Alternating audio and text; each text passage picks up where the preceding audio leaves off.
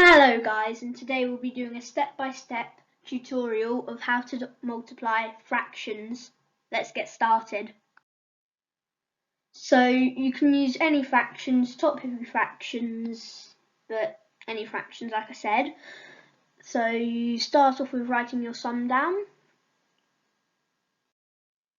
Then next, to help you, you might want to put a little times multiplication sign above and below the big multiplication sign. Now you times the top by the top, so 4 times 2 is 8, and then the denominator by the denominator, which is 7 times 3 equals 21. Here is one to try for yourself. Pause the video now and come back when you think you've got the answer.